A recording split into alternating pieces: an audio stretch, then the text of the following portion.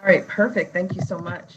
Good morning, everyone. I would like to welcome you to the Ways and Means and Senate Joint Subcommittee on Public Safety, Natural Resources, and Transportation. And let me officially call this meeting to order. Madam Secretary, will you please call roll? Senator Brooks, Here. Senator Dennis, Here. Senator Gokachia, Here. Assemblywoman Monroe Moreno, Here. Assemblywoman Peters, Here. Assemblywoman Titus, Here. Assemblywoman Tolles, Here. Assemblyman Watts, and Chair Miller. Here. And when Assemblyman Watts appears, please mark him present. With that, we will go ahead and begin the hearing, or I should say begin the presentations. This morning, we have budgets from Department of Corrections.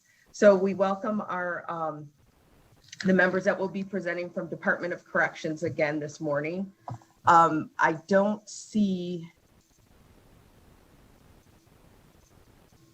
Oh, there they are. Hello. Okay. Hello, Director. We are ready whenever you are. Same as before, we'd like to stop after each budget and ask a few questions. So whenever you're ready, please proceed. Good morning, Chair Miller, Vice Chair Monroe Moreno, and members of the Subcommittee on Public Safety, Natural Resources, and Transportation. My name is Charles Daniels, and I serve as the Director of the Nevada Department of Corrections. As of March 18th, 2021, NDOC has an offender population of 10,873. If there are any questions before I go to the next slide, I'm available. Okay, so let's transition. Today, we will be covering the following NDOC budget accounts: 3706, which is prison medical care; 3711, Correctional Programs; 3708, Offender Store Fund; 3763, Inmate Welfare Account; and closing out with 3719, which is Prison Industries. Next slide. Chair Miller, at this time, NDOC Medical Director Michael Manev will discuss prison medical care. Dr. Manev. Thank you, Director. Good morning, Chair Miller, Vice Chair Monroe Moreno, and distinguished members of the subcommittee. My name is Mike Minev, and I am the Medical Director for the Nevada Department of Corrections. The Nevada Department of Corrections has been proactive and flexible during the COVID-19 pandemic through the implementation of agency-specific CDC and local health authority guidelines. With the advent of the COVID-19 vaccine, the Nevada Department of Corrections is currently prioritizing vaccination efforts of all eligible staff members and inmates. Given that staff members are constantly interfacing with their communities, they are most likely to spread the virus to other staff and to susceptible inmates. As of March 10, 2021, 1,082 NDOC staff members, approximately 42% of total NDOC staff, have received the first dose of the Moderna COVID-19 vaccine, and 755 NDOC staff members, approximately 29% of total NDOC staff, have received the second dose of the Moderna COVID-19 vaccine. Furthermore, 173 offenders have received the first dose of the Moderna COVID-19 vaccine, and 2 offenders have received the second dose of the Moderna COVID-19 vaccine. The Nevada Department of Corrections will continue to work with local health authorities to procure sufficient quantities of vaccine to administer to all eligible staff members and offenders. The Nevada Department of Corrections continues to identify and treat offenders infected with the hepatitis C virus. As of March 9, 2021, our medical providers have identified 675 offenders with active hepatitis C virus infection. 172 of those offenders are priority level 1 offenders in accordance with our Medical Directive 219. Based upon monthly intake data, the Nevada Department of Corrections forecasts approximately 20 new HCV positive offenders monthly. In accordance with the HCV consent decree signed on October 29, 2020, the Nevada Department of Corrections is scheduled to treat all priority level 1 offenders by April 30th, 2021. The remainder of the HCV infected offenders, including offenders identified at intake through September 2021, will be treated by October 29, 2021. Next slide, please. Adjusted base for state fiscal year 2022 and 2023 are $61,064,745 and $62,681,778 respectively. Next slide. The Nevada Department of Corrections Medical Division aims to provide quality, constitutionally mandated health care using an efficient system of managed care that is professional, humane, and appropriate. Offender health care is comprised of medical, dental, pharmacy, and mental health services. The Medical Division operates infirmaries or clinics at all NDOC institutions. The Medical Division is not NCCHC, or National Commission on Correctional Health Care, accredited. However, NCCHC standards are used as a guideline for policy and procedure development. The approved full-time equivalent FTE positions for medical staff for state fiscal year 2021 through 2023 is 290.11. Next slide, please. Decision Unit M609 requests via one-shot appropriations funding to continue treatment for inmates with hepatitis C virus. In February of 2020, the United States District Court for the District of Nevada granted a motion for class certification in the hepatitis C virus lawsuit filed against the Nevada Department of Corrections. The department and class counsel reached a resolution of this class action whereby all offenders in the custody of the Nevada Department of Corrections will be tested for hepatitis C virus by the end of 2020, following which all of the highest priority offenders will receive direct acting antiviral treatment within 6 months of the approval of the consent decree. At the time of the consent decree, our internal estimates predicted a total of 2,400 offenders infected with hepatitis C virus, while our actual total number of offenders infected with hepatitis C virus is much lower than our internal estimate of 2,400 offenders. Due to unforeseen circumstances regarding per offender estimates for hepatitis C treatment, the per offender cost has increased. Therefore, while the overall number of infected offenders with hepatitis C virus is lower, the total $6 million requested is still needed to comply with the consent decree. Decision Unit E888 requests funds to purchase new and replacement medical and dental equipment throughout the state's correctional facilities. The funds requested for state fiscal year 2022 and state fiscal year 2023 are $192,000 and $523 and $4,000 respectively. These purchases include necessary equipment and Xerox leases. I would like to take this time to answer any questions you may have regarding these budgets. Thank you so much, because there are a number of questions that we have. The first question is from Assemblywoman Monroe Moreno.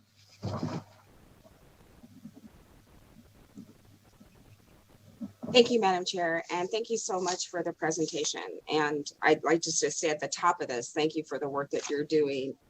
I know firsthand it's difficult work. Oftentimes people think going to the doctor and medical is just getting in a car and taking an inmate to a facility, which is what we would do if we go to the doctor. And it's so much more labor intensive. to have to treat an inmate medically, whether they're inside the facility, and it's twice as difficult when having to transport that inmate outside to a medical facility. So thank you to you and the work that your staff is doing, especially knowing how short-staffed we are. But looking at our notes, I see that there's been a change in the method of how you're calculating the medical inflation rates. Could you just explain to us a little bit more of why the changes have been made?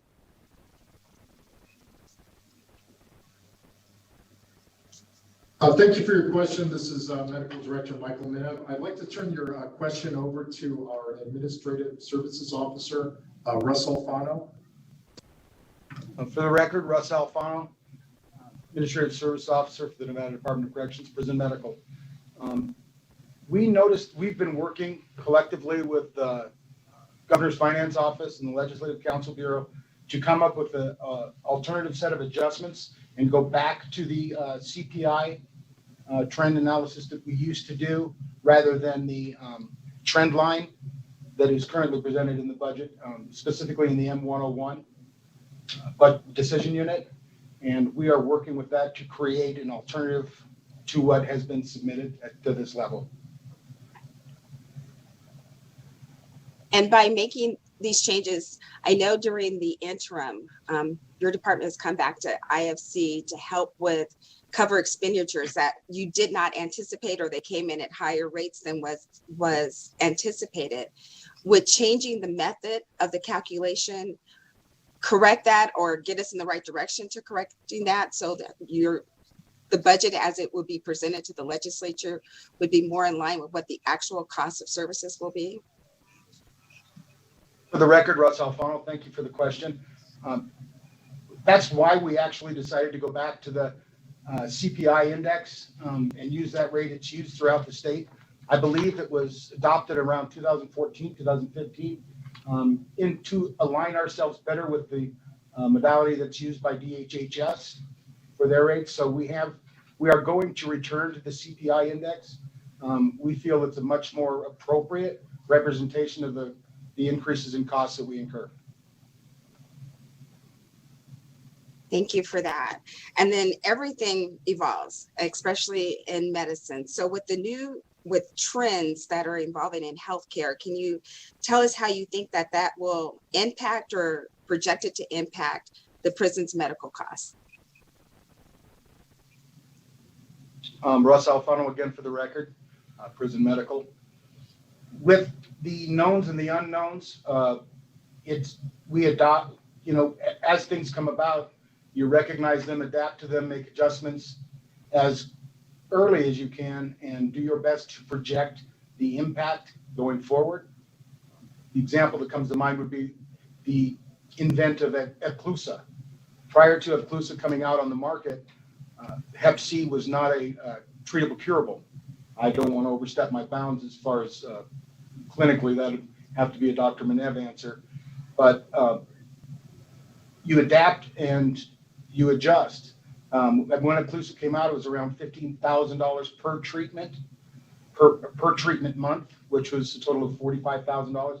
And now it's in the range of, plus or minus $5,000. So those impacts, you just kind of have to adjust as they come about. And I think having a firm grip on what you're doing at the time allows you to make minor adjustments before they become horrendous. Some things you can't avoid, but those you just deal with as they come about. Thank you for that. And I know we can't anticipate or look into the future. We all wish we had that crystal ball. But as you're putting together the budget, are you able to, have that account that would help with those new trends and those added costs? Are you able to work that into the budget so you have that cushion there as those trends come about? And then if you don't need them, then you could use them for something else. It's just a question I have. For the record, Russ Alfano, yes, ma'am. Although we don't build much of a cushion here, our job is to be frugal and prudent at all times.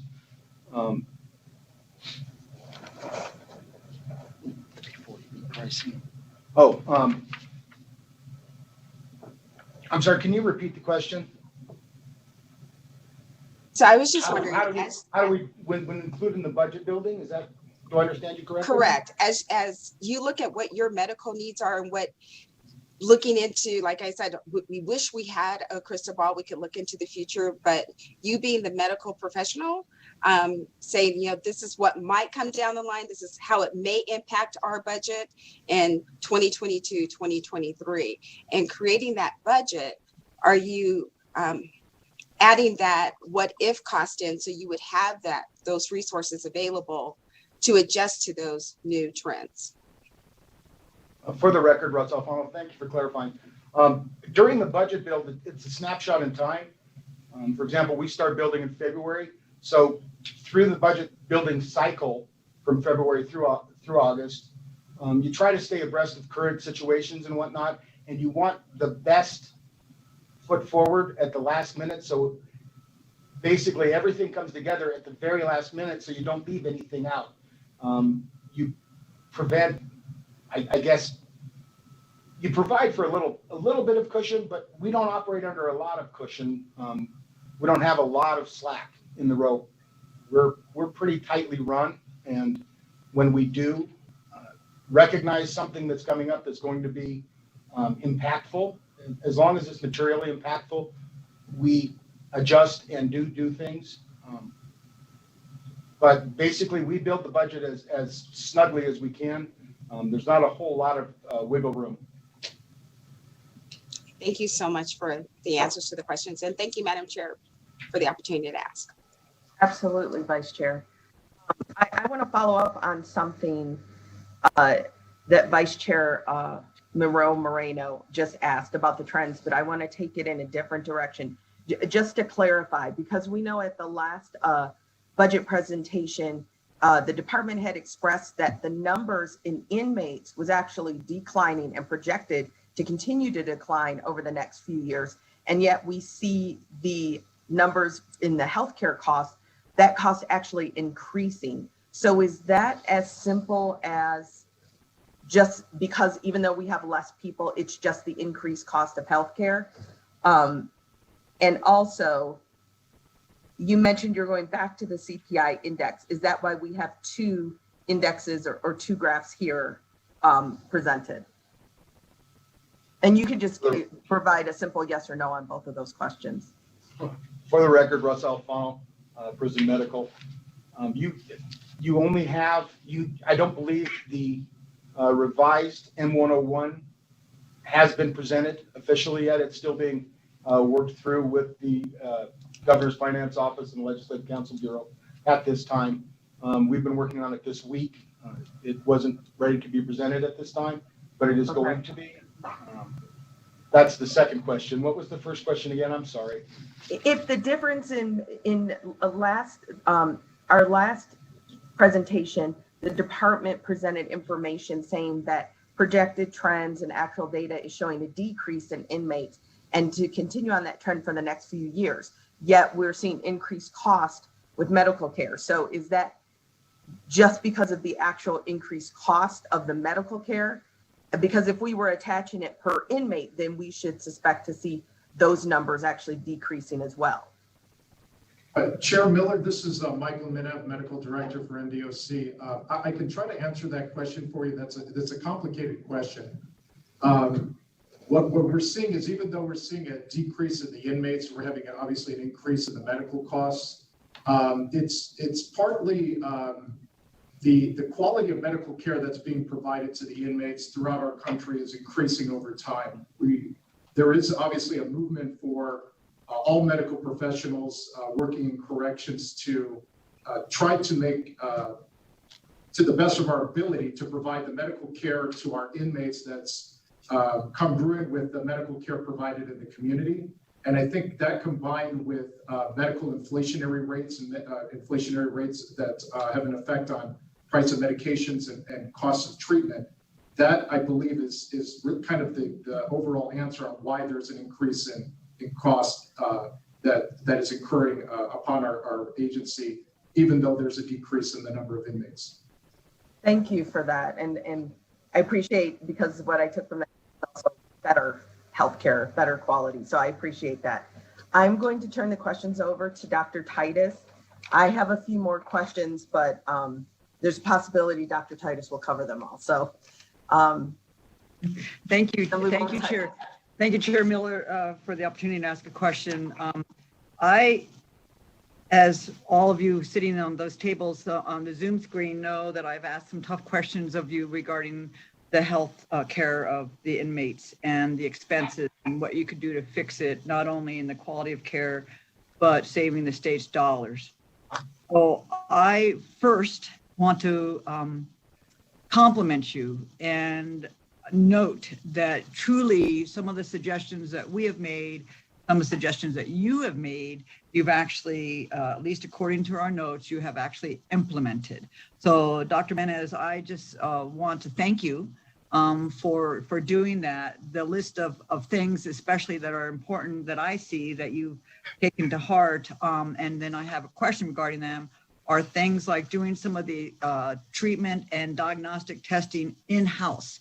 I think that's critical. As Vice Chair pointed out early on, she understands the difficulties of transporting these inmates to their medical care. And when they, you take 1 or 2 deputies and then they have to stay with them. And now in COVID, it's even worse because you stay out in your cars and you can't go in. So it's a complicated process, extremely expensive. So I just need some more details on that. I don't want you to think that I don't appreciate all that you've been doing, because I think it's really important. I would like a little more detail on, who have you hired as your folks? How have you expanded that? What equipment on telemedicine? Is that available everywhere? Some of these solutions. So I think we need to see an overview of the whole cost savings measures that the department has done. But I want you to know that I appreciate what you have done. Thank you, Dr. Titus. I appreciate that. This is Michael Minev, a medical director for the record. Obviously, this has been a very challenging year with the pandemic.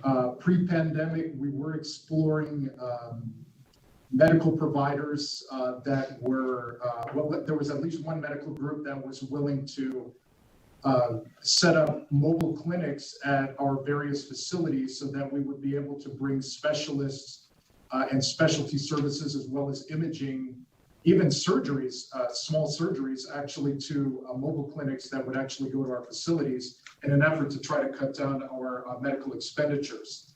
Obviously, because of the pandemic, that has kind of fallen off the wayside, but we are still hopeful that we can make some inroads with those options to decrease our medical expenditures. Also, our pharmacy director, Linda Fox, has had a goal in terms of getting our agency certified for 340B pricing, which can incur a significant amount of savings in the pharmaceutical medications and the cost that we incur yearly here at the agency. Obviously, telemedicine is very big right now. That's something that we do have available at our facilities. But one of the challenges we do have is, getting providers, contract providers.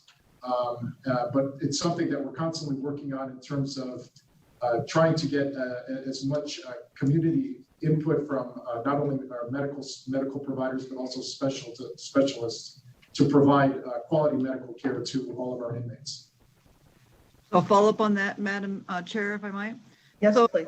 There was a mention earlier, and thank you for that information. There was a mention earlier about the hepatitis C treatments on the inmates, and you have begun on 71 inmates. We have discussed on calls that I've had with your department that treatment and the diagnosis, especially specifically the ultrasounds that are being done, that to kind of who gets treated, who not. Could you explain a little bit about that? Where that is in this budget and that diagnosis and the treatment and what the cost of that? Thank you, Dr. Titus. This is Michael Mina, Medical Director for NDOC for the record. It has been challenging to get ultrasounds for all of our inmates that are infected with hepatitis C. As you know, priority level 1 inmates, which are our sickest inmates, those inmates with fibrosis score, the F3 to F4 And many of those inmates are cirrhotic, so they require bi-yearly ultrasounds for their lifetime, even if they get treated with direct-acting antivirals. We have made attempts to procure, medical imaging companies to come out to our facilities to perform ultrasounds at the facilities, but those have been kind of hindered, obviously, from the pandemic.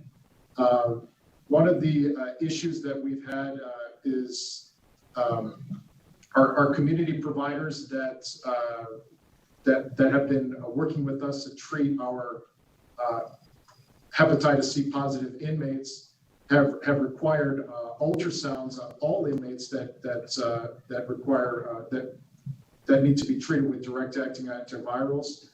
And because of some of the logistical issues during the pandemic, it has been very difficult to get those ultrasounds in a timely manner. What we have resorted to is an attempt to have our providers prescribe Eclusa to start treatment on a lot of our inmates so that we can fulfill our obligations of the HCV consent decree. And we have worked very closely with Gilead Sciences to not only be able to provide that medication, but also to provide training to our providers at our facilities so that they're comfortable in prescribing that medication. Do you have a separate, if I might, Madam Chair, just for clarity, do you have a separate line item for the treatment expenditures for your hepatitis C patients? Because there's not really a breakdown on the cost of hep C, or have you rolled that into your overall medical expenses?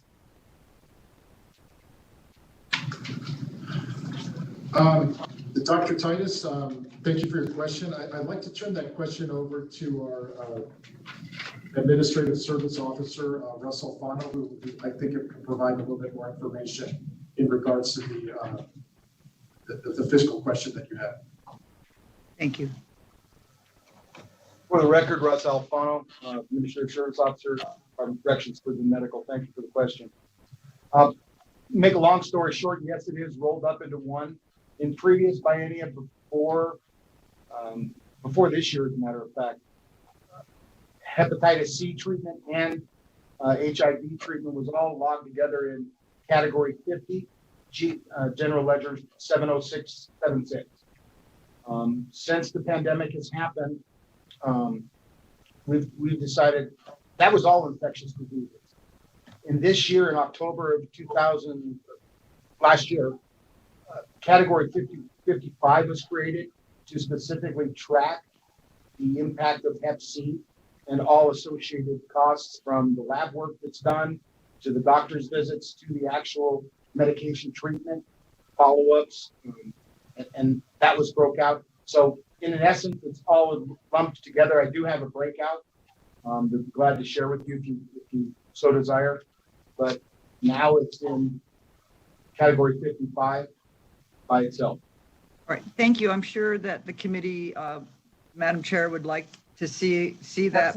It's important that we break that out, because it can be disguised sometimes when pharmacy cost, physician cost, or provider cost, diagnostic, ultrasound cost. I think we need to have a handle and at least see what that is.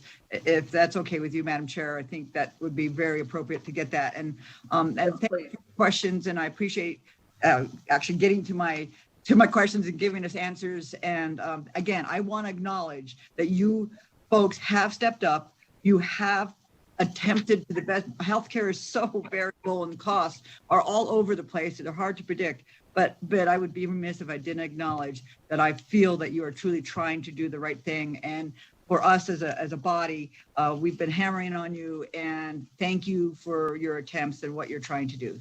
Thank you, Madam Chair. Thank you, Assemblywoman. I have a follow-up to Assemblywoman Titus's questions. If you could just describe, because I think it will help us understand the numbers even better. As you're describing, and to echo what Assemblywoman Titus was saying about applying the recommendations and suggestions, and I know there are some laws that you're following. So you are doing treatment, you are giving testing for hep C specifically. what's the actual protocol? Because you stated that about 20 inmates come in a month that are positive, and then you gave some dates in April, by April 30th, 2021, they will be treated, or whoever, by October. And I'm just wondering, what's the actual protocol? Do we test everyone who comes into the prison? And also, is there ongoing testing after that? Because we know with hepatitis C or any of these types of viruses or diseases, it's just like COVID.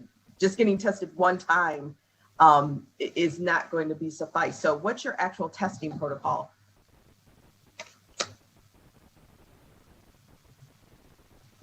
Chair Miller, thank you very much for your question. This is Michael Minna, Medical Director for NDOC. We do test all inmates on intake for hepatitis C virus.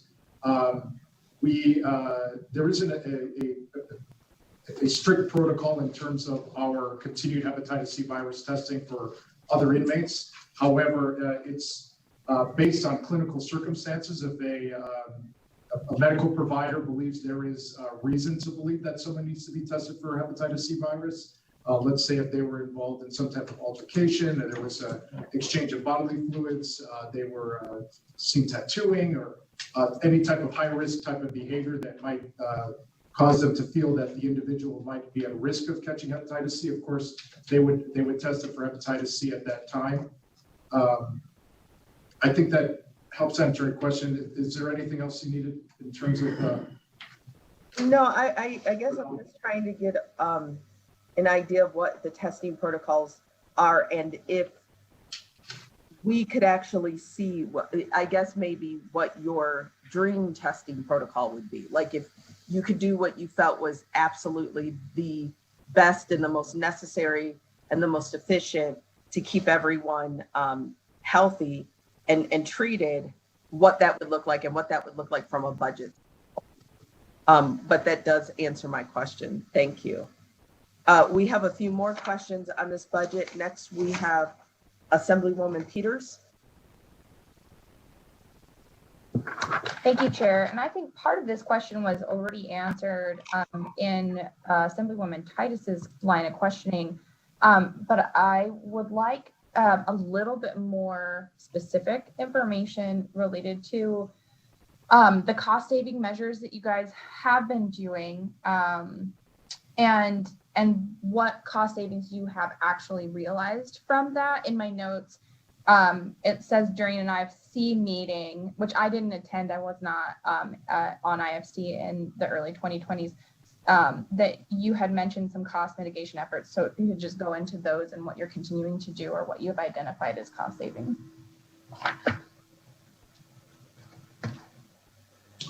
Thank you very much for your question. This is Michael Minna, Medical Director for NDOC. So in regards to specifically to hepatitis C, we have explored several options in terms of mitigating some of the costs of treating our inmates. One of those has been we're exploring a preferred pricing contract with Gilead Sciences. Gilead Sciences makes the medication of Epclusa, and the preferred pricing that they offer would be a significant savings to our agency. That is, their pricing is very close to 340B pricing. 340B is a government pricing program which offers a significant discounts to select agencies for certain medications. We have also partnered with Hope's Clinic in Reno to partner with them for those specialists and medical providers at Hope's to help see our inmates infected with hepatitis C virus so that they may be able to help treat our inmates. The advantage of that partnership is that medical providers out of Hope's Clinic providing medication to our inmates would be able to provide the medication at 340B pricing, which is, again, a significant discounted price for medications such as Epclusa. We are also, again, working on the goal of attaining 340B accreditation for our agency through our Chief of Pharmacy, Linda Fox, who has just recently completed training and is going through the certain certification process for 340B pricing. And again, that will provide us a significant savings on medications, not only for hepatitis C, but also for HIV and other medications that we provide to our inmates. Thank you. I also, outside of the Hep C treatment realm, was wondering about the cost mitigation around like telemedicine, your staff recruitment, overtime, in-house services, which I think you touched on a little bit, the gatekeeper services, the Keep on Person program expansion, those kinds of things. Can you also talk about cost saving measures in those areas and what you guys have realized? Thank you. This is Michael Minna, Medical Director for the Nevada Department of Corrections. I'd like to turn that question over to our Administrative Service Officer, Russ Alfano. I think he could provide some more information in regards to that. Good morning, Madam Chair and members. Russ Alfano again, for the Administrative Service Officer of the Nevada Department of Corrections, Prison Medical. It's kind of an ongoing diligence that we do. Our Chief Pharmacist, Linda Fox, can explain why we pursued the 340B pricing and the impact.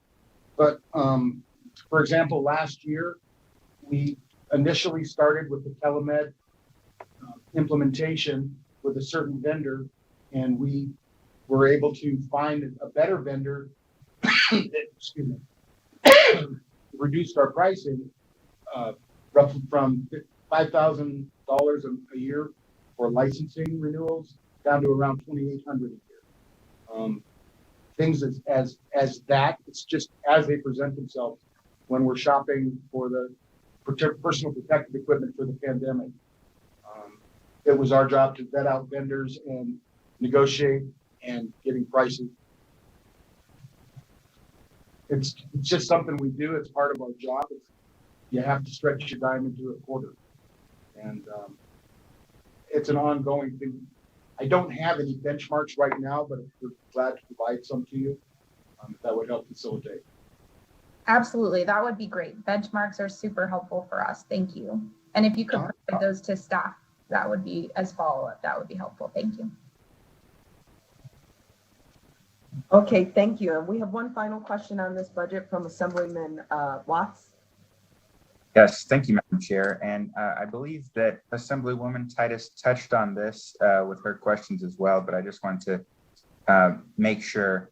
So the department's indicated that there was Hep C treatment had begun on 71 inmates, but the fiscal year 2021 budget doesn't reflect any specific Hep C treatment expenditures. And I just wanted to confirm, is that because those were rolled up with some other costs? And so when you provide that follow-up information to us that was requested by Assemblywoman Titus, we'll be able to see the actual breakdown of the Hep C treatment expenditures for FY21. Is that correct?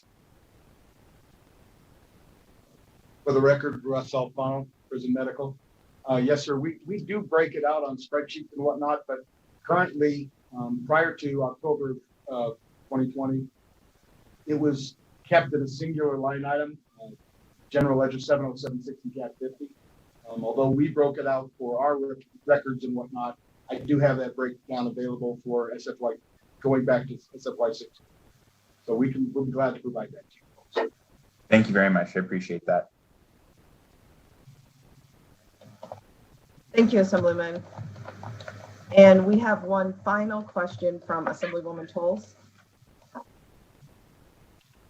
Yes, thank you so much, Chair, for that indulgence. I'll make this quick, and it's probably more for a follow-up question, but I just was curious if we have breakdowns available of the types of prescription treatments that we offer to inmates in KEBR. I know that we have, for example, substance use disorder treatments that we may or may not be utilizing, or hormonal treatments that we may or may not be utilizing. Other types of treatments. I'm just curious if there's somewhere where we could take a look at what kind of breakdowns of of prescriptions that we're utilizing for our inmate population. And that's certainly for follow-up because I know we're getting short on time. Good morning, Linda Fox for the record. We can break down what drugs we use and what categories and how much. I don't know if there was a specific question there about a particular category, but yes, we can provide all of that information. That would be great. Thank you. Appreciate that. Thanks. Okay, and with that, those were our questions on that budget. If you'd like to move on to the next one. At this time, I'd like to turn our presentation over to Director Charles Daniels. Thank you, Dr. Manev. I just wanted to briefly insert in this conversation for just awareness that all of the individuals you see here at our table have been vaccinated, fully vaccinated, hence that's why we're not wearing the mask. We do have one person in the room that hasn't been, but that person's sequestered more than 6 feet away. And just for the optics, I wanted to ensure that I brought clarity to that moment. I would now like to turn Director Daniels, I'm sorry, I missed, I need to go back. I missed someone on questions. Please, if you have questions, Skype me because I'm missing all the stuff on Teams right now. Senator, do you have a question? Thank you, Madam Chair. I apologize for being in the wrong pew. Oh, no, it's... Anyway, it was just pertaining to the gatekeeper services you supply in the rural camps. Do you have telemedicine available in all those rural camps?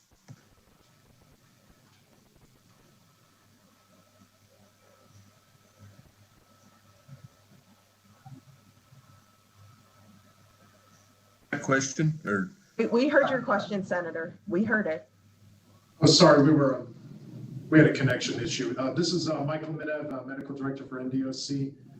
Thank you for your question. We do have telemed services at Ely State Prison at this time.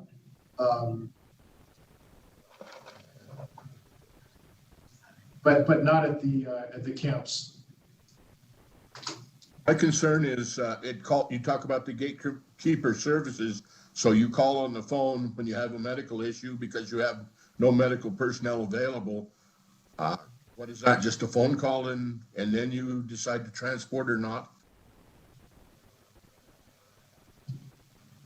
That's roughly the procedure. Yes, I am in contact with all the medical providers throughout the state. If there is an issue, we do transport our inmates to the nearest facility or nearest medical facility if there is a medical need. Thank you so much. Thank you, Madam Chair. Thank you, Senator. Sorry for that. Director Daniels, back to you, please. Thank you very much, Chair Miller. No, I was just making the point for the group because of the optics. As you see, we're all in a group setting and we are not wearing our masks, but all of the staff that you see here have been fully vaccinated with the exception of one person that is wearing a mask and is more than 6 feet away. I just, in the past, we received comment on that. So I just wanted to address the committee and let everyone know that we are taking the precautions seriously. I would now, I'm sorry, Madam Chair, was there a question or follow-up? No, sir, I said thank you. Yes, ma'am, thank you very much. So I would now like to turn our presentation over to Deputy Director Wickham, and he will discuss correctional programs. Thank you. Good morning, Chair Miller, distinguished committee. For the record, this is Deputy Director Harold Wickham. I'm the Deputy Director of Program Services for the agency. This is a new role to me, and it's a privilege to be in such a proactive role versus my former role as reactive.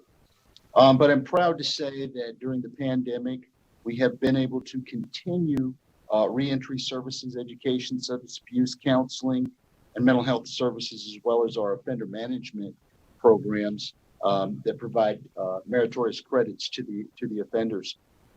The program division incorporates nationally recognized risk needs assessments during the intake and classification process that provides evidence-based educational programming substance abuse treatment, reentry, transitional service.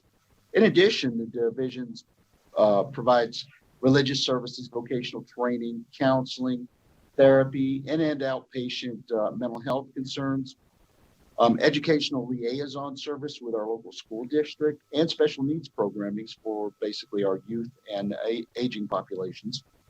The programs division also has formed a partnership with local community colleges to offer post-secondary educational opportunities, especially in light of the return of Pell Grants. That's going to be very big for the agency. Programs division's professional staff includes mental health counselors, psychologists, social workers, substance abuse counselors, caseworkers, program officers, chaplains, and many support staff. In addition to the services provided by our staff, we also have approved volunteers that provide religious, 12-step, and other voluntary programs appropriate to the inmate participation and growth. And the programs division's inmate programs are funded in part by grants obtained through the NDOC and by partnerships with community organizations that obtain these grants and bring the services to Nevada's inmates that will assist in their preparation for successful reintegration into our communities. Our adjusted base for state fiscal year 2022 is $10.4 million and $10.6 million in fiscal year 2023, and continues funding for 105 full-time positions.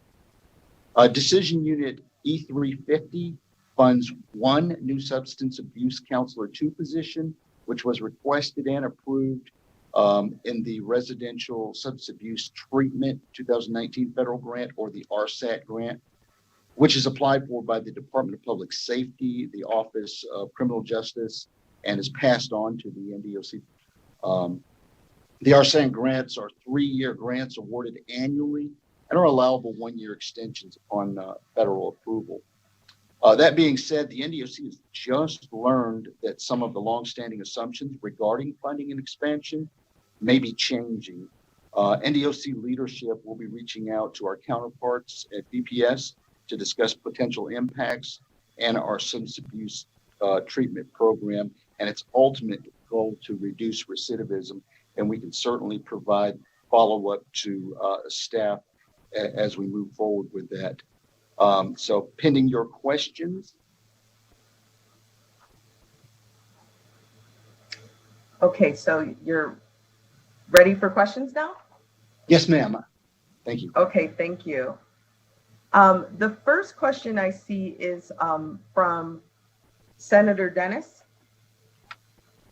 Thank you. So as I look at your budget, you're transferring some funds from the Department of Public Safety for $239,000, $240,000 in 22 and $525 in 23. But what we're seeing, there's a difference there of I think it's $107,000 in each fiscal year, and I'm trying to reconcile the difference there, because you have a difference like of $132,000 in 22 and $417 in 23. Can you talk about that? How are you going to make up that difference? Good morning, Senator Dennis. For the record, Harold Wickham, Department of Corrections. That question is part of what we're looking at in our discrepancies. So I'd like to be able to provide that to staff once we get our complete deep dive. I certainly don't want to misrepresent anything. So I'd like to defer that to our fiscal analyst to provide a response to staff later, if that's okay. Thank you.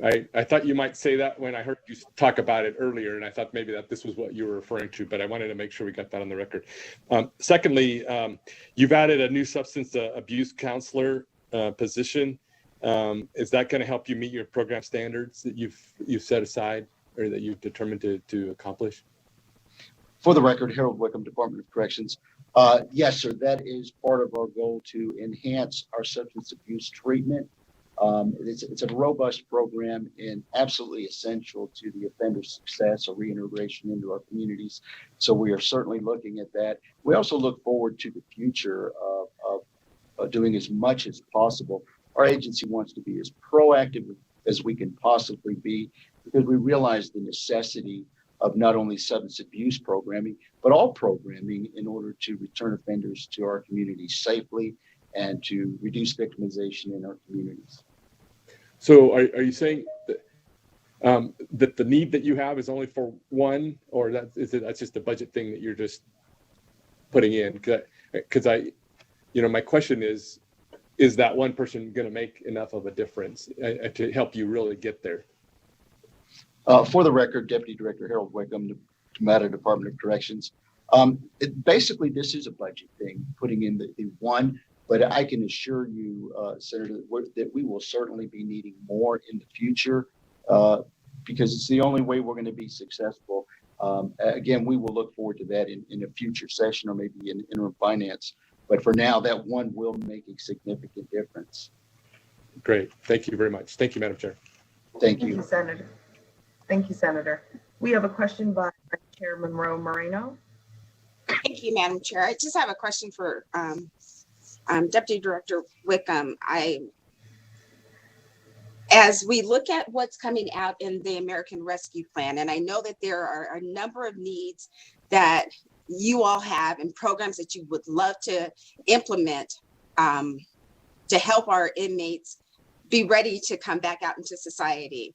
Have you looked at other private public partnerships that would not have a fiscal impact on your budget? And if so, could you tell us kind of what those are? And have you had a chance to look at the American Rescue Plan and see if there's any funding in there that you could work with the Governor's Office of Finance and maybe get funding to help with some of the programs that you may not be able to partner with the public? For the record, Harold Wickham, Department of Corrections. Thank you, Vice Chair, for the question. And yes, we are looking into numerous community partnerships. I'm meeting almost daily with some of our community partners, Hopes for Prisoners, Prison Fellowship, God Behind Bars, and numerous other agencies that have the ability to gain grants, grant funding that will assist us in this and provide evidence-based programs, because all of our programs we try to run, we absolutely run through our program review committee to ensure that they're evidence-based before we're allowed to use them. And as far as the funding mechanisms, I personally have not reviewed the rescue plan, but it is something we are optimistic that we will be able to tap into as a resource for the agency. Thank you so much for that. I know there are many needs and we have to look at all those pockets of where we can fit those needs. So I'm encouraged to know that you are working with community organizations to help with those things that the budget just won't cover. So thank you, Madam Chair, and thank you for the answer. Thank you for that. I have a question in regards to grants and such. The recommendation is for 75% to come from the residential substance abuse treatment grant that transferred. So a federal grant that actually is funneled through the Department of Public Safety. And it's my understanding that this grant has been pretty sustainable over time.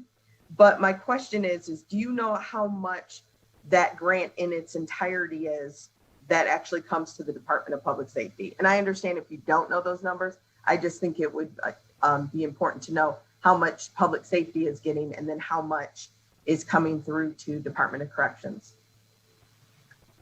For the record, Harold Wickham, Department of Corrections.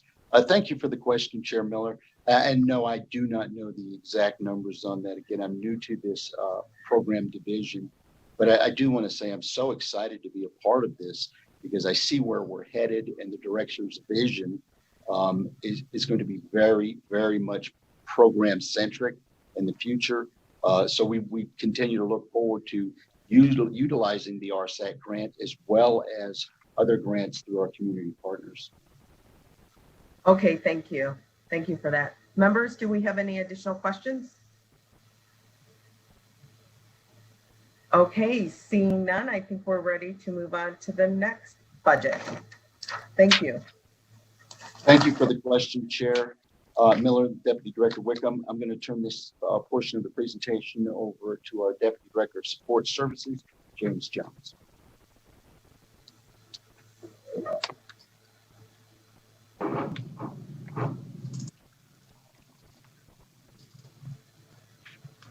Good morning, Chair Miller, Vice Chair Monroe Moreno, and distinguished committee. This is James Jones, Inspector General and Acting Deputy Director of Support Services. Budget account 3708, the Offender Store Fund, is a non-general fund budget account. The governor's recommended budget includes an adjustment in caseload, as well as a migration from Novell GroupWise to Microsoft Office 365, consistent with the department's other budgets. The budget includes funding to replace older equipment, such as freezers, refrigerators, and ice machine at various commissary locations to safely store perishable food products sold to our offender population. The budget also includes funds for replacement of a fireproof floor safe, which is over 30 years old, and an office printer in the Inmate Services Banking section. We're available to answer any questions you may have about this budget. Thank you. Okay, well, thank you. Definitely an award for the briefest budget presentation we've had so far this session. Like, here it is, this is it, you see it. So members, do we have any questions?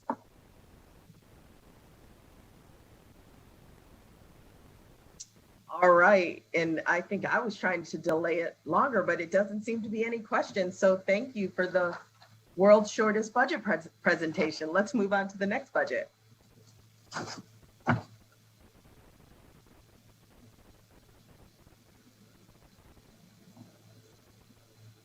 Go ahead. Okay.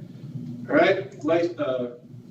Good morning again, Chair Miller, Vice Chair Monroe Moreno, and distinguished committee. My name is James Jones, Inspector General and Acting Deputy Director of Support Services. This is budget account 3763, the inmate welfare account. This is another non-general fund budget account. The governor's recommended budget includes an adjustment to caseload as well as a migration from Novell GroupWise to Microsoft Office 365, consistent with the department's other budgets. Decision Unit M600 funds one administrative assistant each for the law libraries at Florence McClure Women's Correctional Center Law Library and Southern Desert Correctional Center Law Library, needed to establish the electronic filing program for those institutions. FMWCC and SDCC will, by providing these positions that are required for implementation of the e-filing program mandated by the U.S. District Court of Nevada, and shall be fully operational by January 1st, 2022. Included in the governor's recommended budget request is funding for purchase additional comprehensive adult student assessment system or CASAS testing for the department's educational program. The CASAS test is one of the fastest and most accurate methods of assessing a student's potential upon reintroduction to education. It is used during the offender's initial assessment. The governor's recommended budget also includes funding to repair, replace, and purchase new equipment and supplies at multiple facilities to enhance the department's recreational programs. We're available to answer any questions you may have about this budget. Thank you. Thank you. I actually do have a question. My first one is that it appears that the recommendation is for money to be transferred from the offender store fund in order to fund the 2 administrative assistant positions. So my first question is, I'm making an assumption here where the money comes from the offender store fund. I know in a school, when we talk about the school fund, that comes from the school store that the students are purchasing their snacks and items from, and it creates a fund that's supposed to go back into special events and services for the students. So the offender store fund, is that money, is that revenue that comes in from inmates from their shopping and utilizing that store? Is this what this is, a offender store fund? Chair Miller, this is James Jones for the record. I'm going to refer this over to our Chief of Inmate Banking, Venus Bahota. Good morning, members of the committee. Venus Bahota, Chief of Purchasing and Inmate Services for the record. So yes, Chair Miller, the Offender Store Fund is made up of several revenue sources, primarily the purchases from the inmate commissaries. Okay, and so this is from the inmates' money from their purchases. And in our notes, it says that the store fund, that money is used to provide such services as inmate law libraries, literacy programs, recreational services, satellite television services. Again, basically services and benefits that our inmates need. So I have a problem with pulling money that inmates generate for benefits and services needed by inmates, and then pulling that money away from the inmates to fund this position. Venus Fajota for the Department of Corrections. Chair Miller, yes, the intent of the offender store fund is to then in turn fund services that are for the benefit of all inmates, as well as any indigent services. This funding mechanism is consistent with what we've done for the other e-filing positions that we've had to add in order to support the e-filing program. And not taking away from the e-filing program, we know how imperative that is. But I guess my question is then, how will is this going to be a reduction in the other services that the inmates are currently receiving? Again, literacy programs, law libraries, recreational resources, these are things that are very necessary. I know I don't need to explain to you all how necessary they are in a prison. So that's my concern. Is this going to be a reduction of those services in the inmates, especially when I know your goal is increased programming? Can you speak to that? Yes, Chair Miller, Venus Fajota for the record again. With the funding for these two positions, we don't anticipate any reduction in the other services that we're providing. We do have retained earnings in the offender store fund to be able to fund these positions without impacting the other services. How much is in that budget right now? Venus Fajota for the record, I can get that information to you. Okay, please, and please submit it to the committee, please, through staff. Thank you. Okay, I'll move on to the next question. But again, I really want to make sure we don't reduce those services. We're not swapping out services for our inmates. Senator Brooks. Thank you, Chair Miller, and thank you for Director Daniels and staff for presenting today. This question, I think, is for Mr. Jones. Will adding the two new positions provide the department with the staff necessary to comply with the district court's order on electronic filing? James Jones for the record. Thank you for the question, Senator Brooks. Yes, adding these two positions will comply and add on to the library services necessary to comply with the court order and provide the inmates with the necessary means to be able to file their habeas cases and other cases necessary. Thank you, Mr. Jones. And just to clarify, this will allow for electronic filings at all of the facilities, excluding the rural camps, by January 2022? That is the intent, to be in compliance with the court order. Yes, sir. James Jones for the record. Venus Fajota, Chief of Purchasing and Inmate Services, just to kind of add to Deputy Director Jones's comments. So the court order requires the department to offer the e-filing services just at the major institutions. So that service at this time is not offered to the rural camps. Thank you for that clarification, and thank you for the answer. Thank you, Senator. We have a follow-up from Vice Chair Monroe Moreno. Thank you, Madam Chair. And just to go back to your line of questioning, question for the department. Although the funds for these two positions would come out of the inmate welfare account. And it's money that was generated by money spent by those inmates. And it's supposed to go to directly help the inmates. These two positions, although the funding for these two positions comes from that account, the two persons that would be hired for this would be directly helping the inmate. It would be another service for those inmates, correct? So it would make the utilization of that funding for the purpose it was meant for. Do I understand that correctly? Venus Fajota for the Department of Corrections, Vice Chair Monroe Moreno. Yes, the use of those funds would be consistent with the services that we need to provide with that funding. Thank you. Thank you, Madam Chair.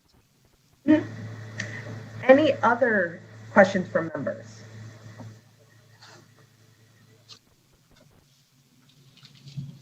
I see a question.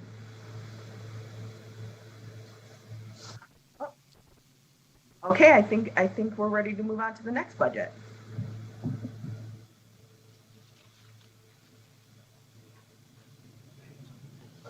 This is James Jones for the record, and at this time I would like to pass the presentation to Deputy Director Quango of Prison Industries. Good morning, Madam Chair, Vice Chair, and distinguished members of the committee. Bill Quango, Deputy Director of Prison Industries. Prison Industries falls under NRS 209.461, which states that the director shall, to the great extent possible, approximate the normal conditions of training and employment in the community. The director shall require each offender to spend 40 hours each week in vocational training or employment. Use of earnings from services in manufacturing conducted by the institutions and the money paid by private employers who employ the offenders are to offset the costs of operating the prison system and to provide wages for the offenders being trained or employed. This should have an insignificant effect on the number of jobs available to the residents of the state of Nevada while providing occupational training for offenders. Prison Industries operates as a self-supporting industrial program, providing meaningful work, job training for inmates in the production of goods and services. Industries programs are self-supportive and actually return monies to the state, thus lowering tax dollars required to house inmates. Industrial programs are designed to reduce inmate idleness, teach job skills, instill a quality work ethic, reduce incarceration, and provide high-quality products at competitive prices. The mission of Prison Industries is to reduce government operating costs, provide offenders the skills and certifications necessary to successfully re-enter society while enhancing the safe operation of correctional facilities. Some of the operations that we have in Silver State Industries includes furniture and metal fabrication, print, bindery, embroidery, screen printing, mattress, reupholstery, as well as auto refurbishing at Northern Nevada Correctional Center, and partners with Western Nevada College for the applied welding program, and continued their programming during the pandemic. Lovelock Correctional Center has a garment and a drapery factory, which also manufactures clothing for prison inmates. High Desert Correctional Center hosts a card sorting and hanger sorting operation. Southern Desert hosts an automobile refurbishing and repair shop, and also All Wire Incorporated, which manufactures electronic circuitry board. I would like to turn this over to Jeffrey Doucet, who is the ASO for Prison Industries, to go over the slide. Thank you, Deputy Director Quango. Good morning, Chair Miller, Vice Chair Moreno, and members of the committee. For the record, my name is Jeff Doucet, Administrative Services Officer for Prison Industries. Prison Industries has been without a financial manager between August 2020 and December 2020, when the previous Administrative Services Officer retired. In addition, it has been down a senior account technician since December 2020. As such, Prison Industries is currently addressing a backlog. We were asked to update our current year projection from the approved state fiscal year 21 budget. The projected revenue for Prison Industries for state fiscal year 21 was budgeted at $8.3 million. Current revenue projections for state fiscal year 21 are at $6.2 million. Current year expenses are projected at $4.3 million, a difference of $2,102,000. Considering the balance forward from state fiscal year 20, this is an increase of $14,901.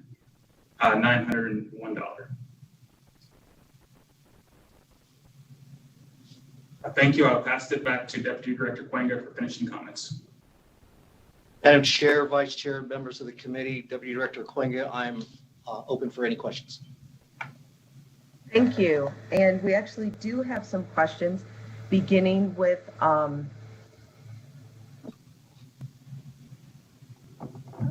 Vice Chair Monroe Moreno.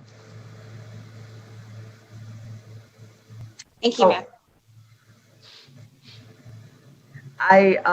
Would you like to proceed? Whatever you want, ma'am. It's your committee. Okay, sorry about that. I just saw your message that you were still formalizing your question. Let's go with Assemblyman Watts. Thank you, Madam Chair. I was just wondering if you could go back to at the very beginning of your presentation for this, you were discussing the hours of work. And I was just wondering if you could revisit that, because it perked up my attention as you were saying it. So can you just explain again what the work or training requirements are for inmates under the prison industry program? For the record, Bill Cuenca, Deputy Director of Prison Industries. So under the statute, we try to mimic the private sector as much as we can, provide training, skills, and certification and job skills within the prison industry. This program is 100% voluntary. So this program is available for any inmate that is incarcerated as long as they meet a criteria. There is a classification committee that interviews these inmates as they apply for prison industries to ensure that they are eligible to come in, to ensure that they have a high school education, what skills do they have, social security card, possibly birth certificate, and ensure that we're mimicking the private sector as much as we can to prepare and mimic the private sector, so upon release, they have that experience and are confident when they are upon release that they can go out there and obtain a job. Thank you. It's not 140 hours, sir. We try to get to that point, but at least 35 to 40 hours a week, sir. Thank you. I appreciate that clarification. So it's a voluntary program and you screen applicants, but once they're in it, the goal is to try and replicate the work week with about 40 hours of work or training. For the record, Bill Cuenca, yes, sir. Thank you. Thank you, Madam Chair. Okay, thank you. Vice Chair Monroe Moreno. Thank you, Madam Chair.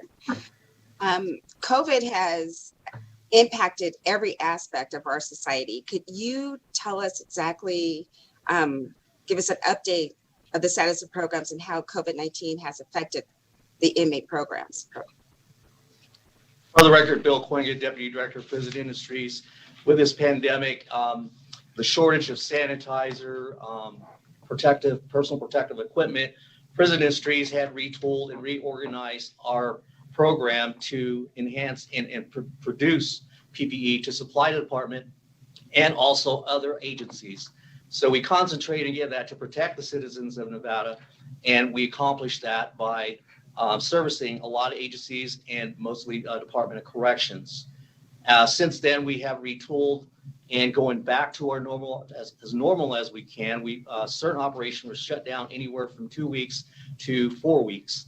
And intermittently, as inmates would test positive under the medical director, that we would take in precautions to ensure that we are not spreading COVID throughout the operations and the institution. That was first and foremost to ensure it wasn't just about the business and generating revenue. We want to make sure that our staff and inmates and offenders are protected. We did lose some revenue in regards to the impact. Erickson Trust, who we have a long second-year contract in truss, manufacturing of wooden truss, which is a group of offenders that come out of Stewart Conservation Camp with one officer. We probably have approximately 13 offenders that go to that program. They are paid minimum wage. They manufacture wood trusses. They just stay there manufacturing. They do not erect any of this. That operation has been shut down now for approximately a year. Fiscal year 20, we had a positive revenue of $271,000. In fiscal year 21, we're looking at approximately negative $200,000 at this point, as we are still shut down in that operation. All Wire Incorporated contract was approved in fiscal year 20, we did not get into the program until in March. It was approved through the BOP, BOE, and the committee. That it did not go inactive into operation until September of 20. Therefore, we lost some revenue in those months not operating. They have since been in operation, still with the shutdowns here and there with COVID. I don't have the complete accurate number figure on that on the loss of the operation, but that is approximately a $1.6 million revenue annually with that contract. And we have a 4-year contract with that company. And we're hoping to continue and get through this pandemic so we get that operation moving, as they are really interested in hiring more offenders to work in that program with the skills that they offer there. As that program there, they're at 25 offenders at this point, looking at enhancing that up to 50 and possibly going to a second shift, as we have requested for 3 officer positions to cover that, as we have a correctional officer that must be on board at time of operation for safety and security. Follow up, Madam Chair? Yes, please.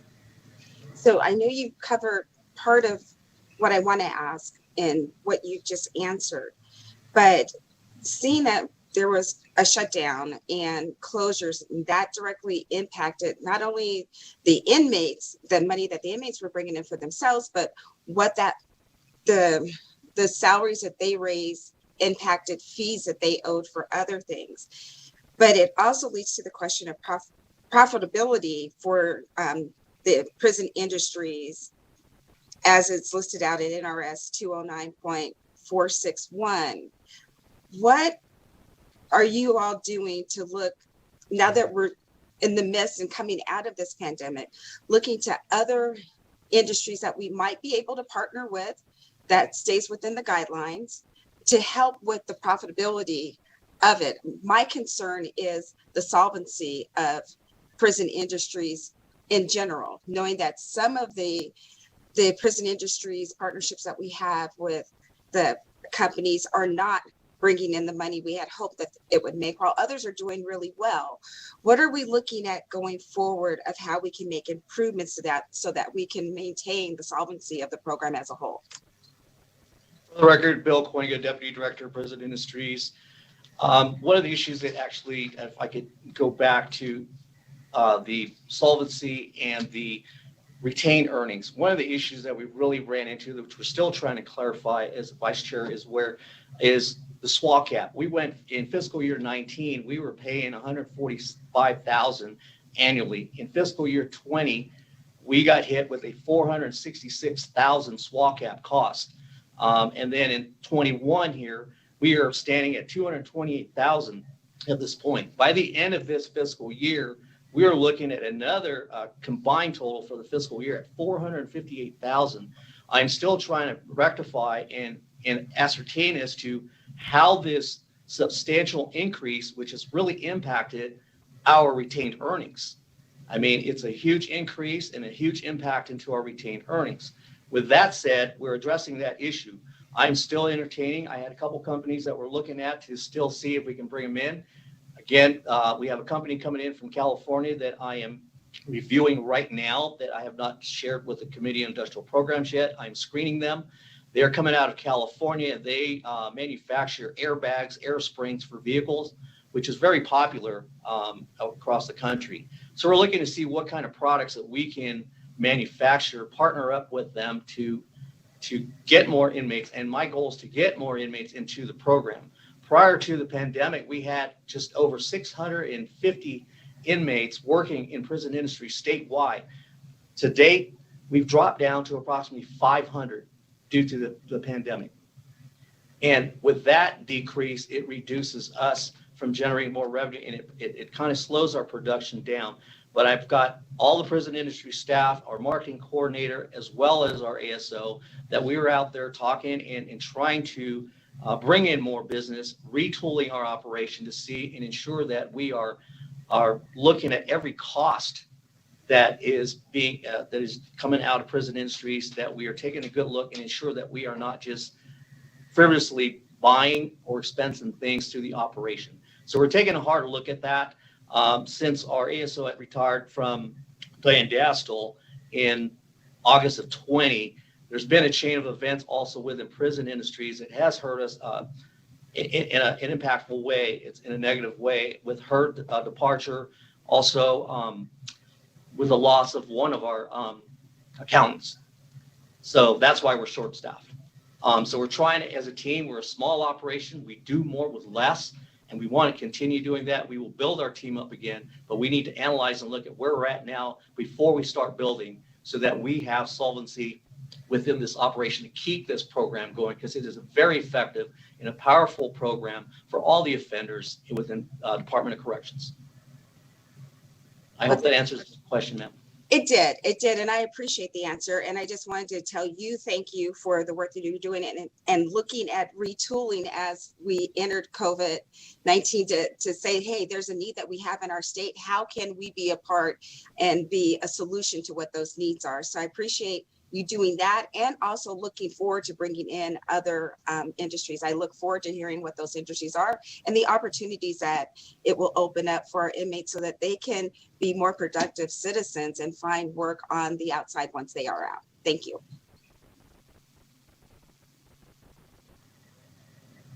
Thank you for that question. And we have a question from Senator Dennis.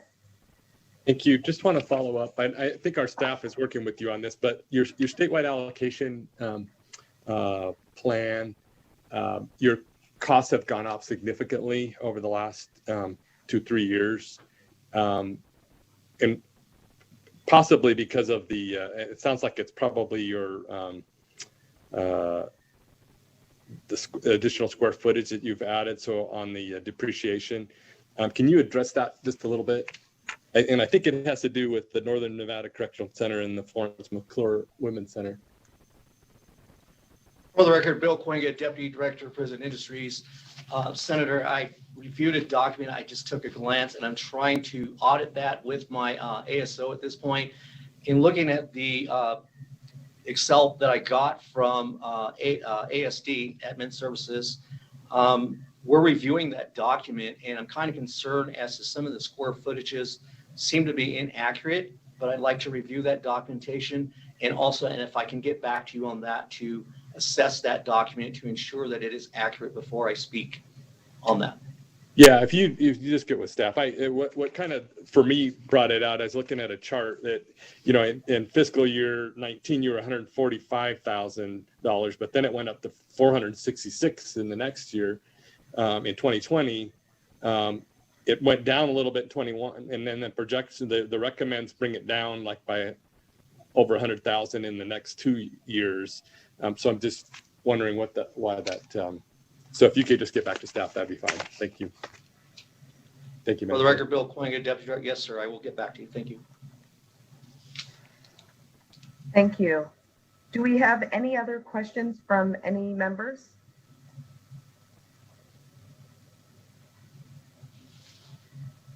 Okay, not seeing any additional questions.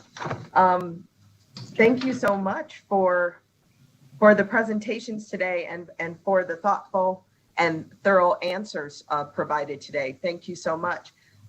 Director Daniels, do you have any final remarks for us before we close out the presentations? Yes, I do. On behalf of the dedicated and tireless and hardworking staff of the Nevada Department of Corrections, I just really want to say thank you all so much.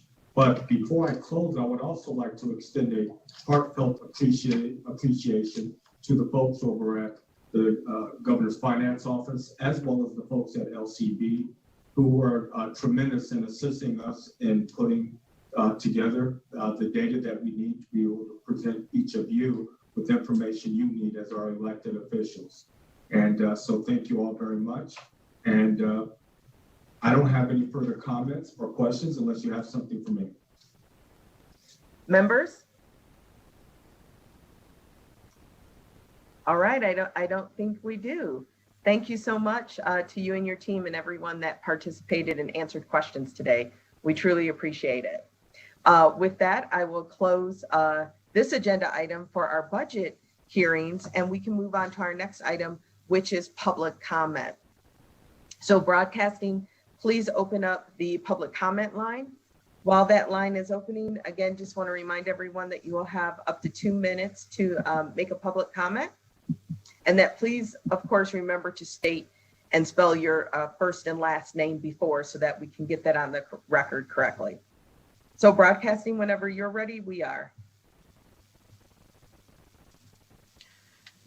Chair Miller, this is Michael from Broadcast. The public comment line is currently open and working. However, we have no callers at this time. Okay, well, let's just wait a moment.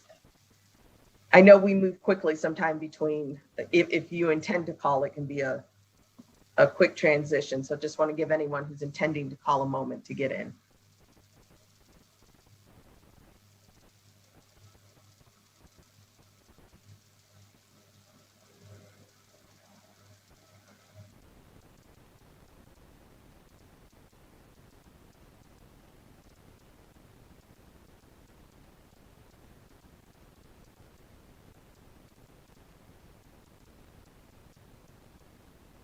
Does it appear that anyone's calling in?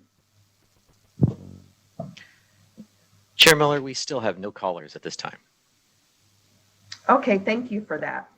Well, with that, I'd like to thank everyone, all of the members. Thank you so much for your questions and attention today, and happy Friday to everyone in this Zoom. With that, I will adjourn the meeting. This meeting is adjourned.